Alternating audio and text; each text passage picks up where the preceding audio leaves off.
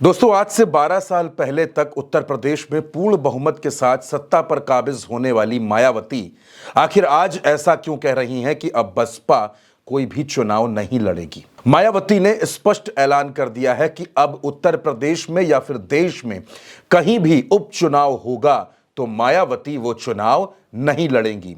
यानी उत्तर प्रदेश में 14 साल बाद उपचुनाव के रण में उतरी मायावती को इतना बड़ा झटका लग गया है कि अब वो उपचुनाव नहीं लड़ेंगी, चाहे देश के किसी भी हिस्से में ये उपचुनाव हो। अब दोस्तों, सवाल यह है कि आखिर ऐसा क्यों? तो इसके पीछे की तमाम वजह हैं। दरअसल उत्तर प्रदेश में 9 सीटों पर उपचुनाव हुआ। इस उपचुनाव में मायावती की पार्टी 7 सीटों पर अपनी जमानत तक नहीं बचा पाई।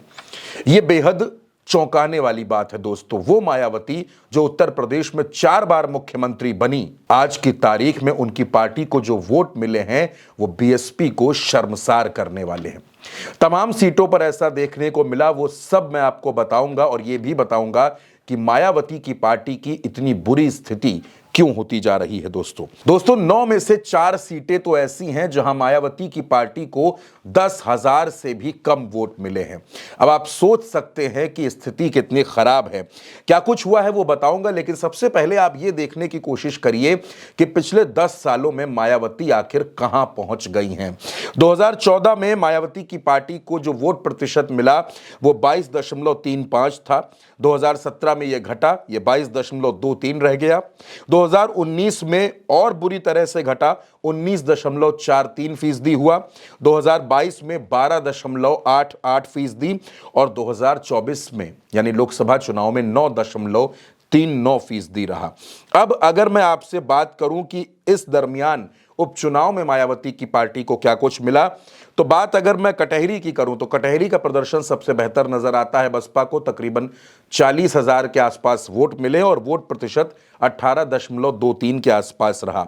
मंझवा में 17.32, मीरापुर में 1.75, कुंदरकी में 0.5%, कुंदरकी में 0.5%, करहल में 4.7%, खैर में 7.2%, सीसामऊ में 1.06%, फूलपुर में 11.46% और गाजियाबाद में 6.98%। ये बसपा का वोट प्रतिशत है जो उसको उपचुनाव में मिला दोस्तों। लेकिन इसके साथ साथ दोस्तों अब आप ये समझने की कोशिश करिए कि मायावती की पार्टी की स्थिति क्या रही। मीरापुर की बात कर लेते हैं। मीरापुर में चंद्रशेखर की पार्टी के प्रत्याशी थे जाहिद हुसैन, उनको वोट मिले 22,661 और ओवैसी की पार्टी के प्रत्याशी मोहम्मद अरशद को 18,869। इस सीट पर बीजेपी 30,796 वोटों से जीती है दोस्तों।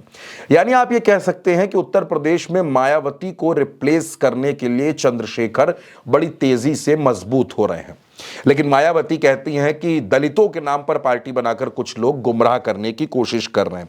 अब आप फूलपुर में देखिए, फूलपुर में बसपा के जितेंद्र सिंह, फूलपुर कभी बसपा का गढ़ कहा जाता था, यहां बसपा के जितेंद्र सिंह को 20,342 वोट मिले। मीरापुर में बसपा के शाहनजर को 3,248 वोट मिले। कटहरी में मैंने आपको बताया बसपा के अमित वर्मा को 41,647 वोट मिले। गाजियाबाद में बसपा के परमानंद गर्ग को 10,736 वोट। मंझवा में दीपक तिवारी को 34,911 वोट। खैर में बसपा के पहल सिंह को 13,365 वोट। करहल में बसपा के अवनीश कुमार शाक्य को 8,409 वोट और सीसामऊ में बेहद खराब स्थिति। सीसामऊ जहां दलित बाहुल्य इलाके हैं वहां मायावती को सिर्फ और सिर्फ 1,410 वोट मिले। अब दोस्तों आपके मन में भी यह सवाल होगा कि आखिर मायावती की पार्टी की इतनी बुरी स्थिति क्यों हो रही है। दोस्तों याद कीजिए 2012 में मायावती ने सोशल इंजीनियरिंग की, ब्राह्मण, दलित और मुसलमान, इसके दम पर मायावती की पार्टी बहुमत हासिल करती है, उत्तर प्रदेश में पूर्ण बहुमत की सरकार बनाती है।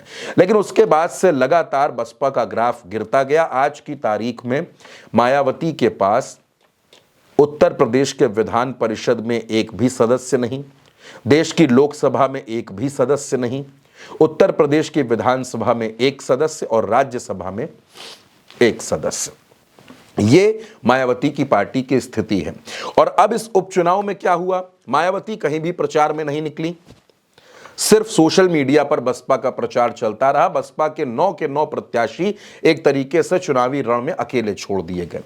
अब जो सेकंड लाइनर्स हैं, जो दूसरी लाइन के नेता हैं, सतीश चंद्र मिश्रा, आकाश आनंद, ये लोग भी पूरे चुनाव प्रचार में कहीं नजर नहीं आए। ग्राउंड पर बसपा कहीं नहीं दिखी। बसपा के प्रत्याशी सिर्फ हाथी सिंबल के सहारे चुनाव लड़ रहे थे, मायावती की तस्वीर के सहारे चुनाव लड़ रहे थे। पूरी तरह से जो मुकाबला था वो भाजपा बनाम समाजवादी पार्टी था। और ऐसे में मायावती अब आरोप लगा रही हैं चुनाव आयोग पर कि चुनाव निष्पक्ष नहीं हुआ, इस वजह से बहुजन समाज पार्टी को वोट नहीं मिले। खैर, वो राजनीतिक व्यक्ति हैं, कुछ भी कह सकती हैं। लेकिन दोस्तों, जिस तरह से बहुजन समाज पार्टी का ग्राफ गिर रहा है और वो मायावती जिनको पार्टी को और मजबूत करना चाहिए, वो एक तरीके से हथियार डाल रही हैं और स्पष्ट तौर पर कह रही हैं कि मायावती की पार्टी अब कोई भी उपचुनाव नहीं लड़ेगी। यानी आने वाले वक्त में बसपा की स्थिति का अंदाजा अब आप खुद लगा सकते हैं। फिलहाल इस खबर पर, इस वीडियो पर आपकी जो भी राय हो, आप अपनी राय कमेंट बॉक्स में जरूर बताइएगा।